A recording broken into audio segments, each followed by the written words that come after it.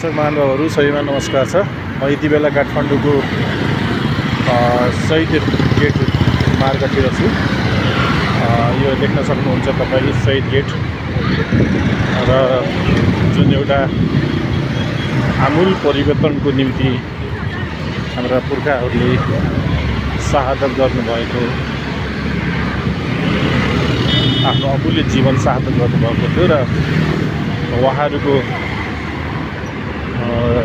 अजम्बरी स्मृतिको रूपमा यो शहीद गेट निर्माण गरिएको छ। र यो शहीद गेटको चाहिँ इतिहास एकदमै गर्विलो, एकदमै चाहिँ ऐतिहासिक र आफैमा एउटा महान छ। त्यसो भएको हुनाले आदरणीय दर्शक महानुभावहरू, हाम्रो नेपाल विशेष त काठमाडौँ लगायतका थुप्रै जिल्लाहरू ऐतिहासिक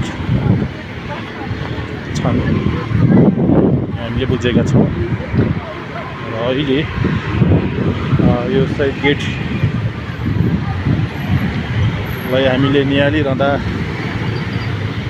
हाम्रो गौरवको इतिहासको स्मरण हुन्छ। र तर अहिलेको स्थितिमा शहीदहरूले देखाएको सपना, शहीदहरूले देखाएको बाटोमा हामी हिँड्न सकिरहेका छैन। यो दुःखद कुरा हो। र फेरि पनि हामी शहीदहरूलाई जीवनभर सम्झिन चाहन्छौँ र शहीदहरूको बाटोमा हामी अघि बढ्न चाहन्छौँ भन्ने कुराहरूको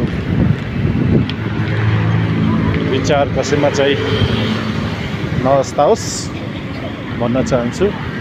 हस्, धन्यवाद।